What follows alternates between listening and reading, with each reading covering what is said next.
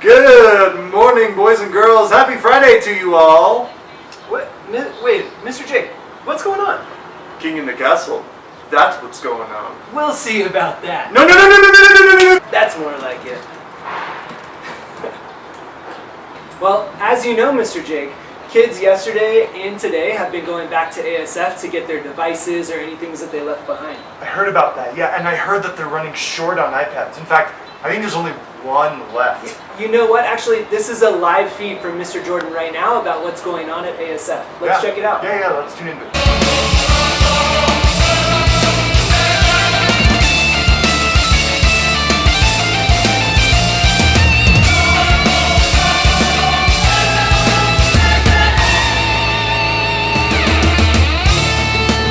Wow, that was intense. Those fourth graders really need to take it easy on the iPads. Yeah, I can't believe that that's what was happening. That was an all-out brawl. Oh my gosh. Whew, well, might as well get started for today. Let's do it. Here we go. We're co-teaching. And you're co-learning. Welcome to COVIdeo 19.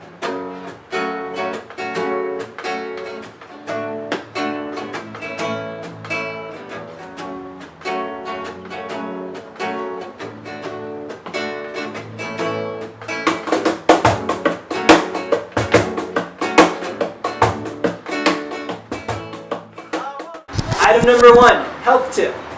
Getting rest when you don't feel well. Naps are pretty much always a good idea, even if you're feeling fine. Here's a couple examples we're going to show you. Trust me, kids, your parents will thank you for taking a nap.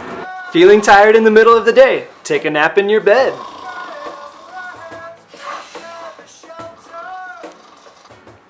Feeling tired after playing video games? Take a nap. Feeling tired in the middle of the day? Take a nap on the... Wait a minute. This is not a good idea. This is going to worry your parents. Item number 2, helping in the house. Today we're going to focus on putting away your clothes. Bad idea. Putting your clothes in the freezer when you're done washing them. That's not a good idea. Good idea. Folding your clothes and putting them away where they go. Going to school was such a drag, but since you're here, it's not that bad. Your superpowers scared us at first. Great job, Mr. Jake. Share the shelter of my single bed. Item number 3, math and language arts. Today, Mr. Jake and I are going to help you all out with finding equivalent fractions. Mr. Jake, what are we going to do today? So today I want to show you how we break our fractions into the same amount of parts. If you check out these fractions right here, are they broken into the same amount of parts? No, I see this one has 2 parts, so these are halves.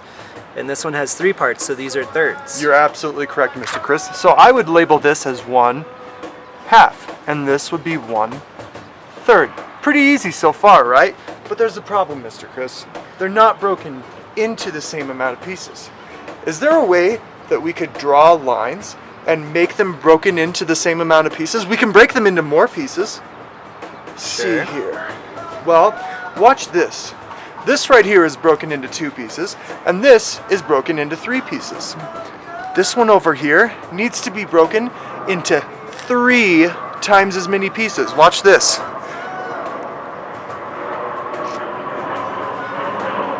So this one is now broken into 6 pieces. And I'm going to write it right over here. How many of them are shaded in, Mr. Chris? 1/6, 2/6, 3/6. That's right. So now, this 1/2 is now 3/6. It's just broken into more pieces. It's the same amount as you can see, but like I said, more pieces. Now looking at this one over here, is there a way that we could break this thirds into 6 pieces? Well, I think that if we break these thirds into 2 times as many pieces, we will get sixths. You're right, Mr. Chris. So, as you can see, our fraction here has changed from thirds into sixths.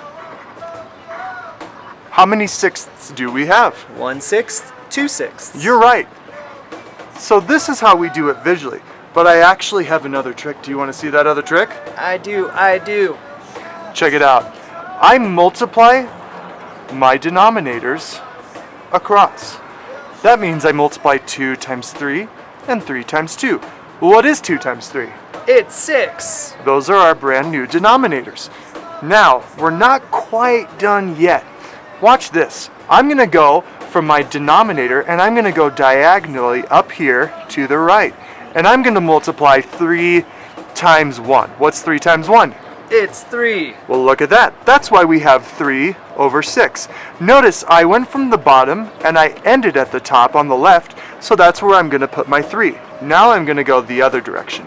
I'm going to multiply 2 times 1. What's 2 times 1? It's 2. Very good. So that's where I get my 2 from.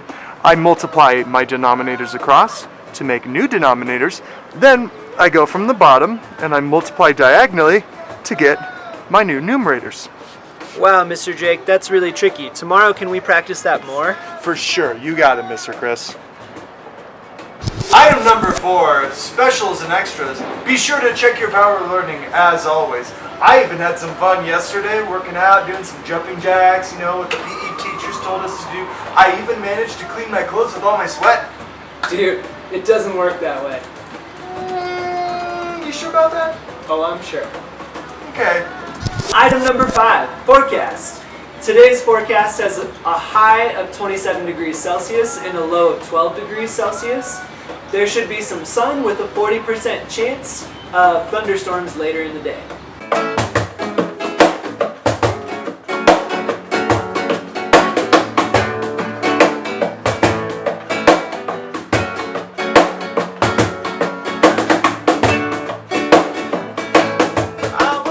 Item number 6, and not number 5, the laugh of the day.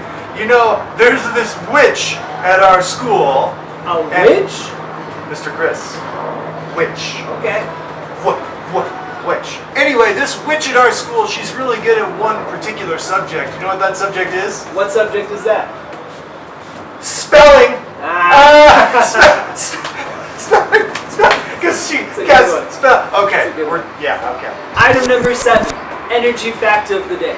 Did you know cooling and heating costs make up approximately 1/2 of an average U.S. home's total energy bill?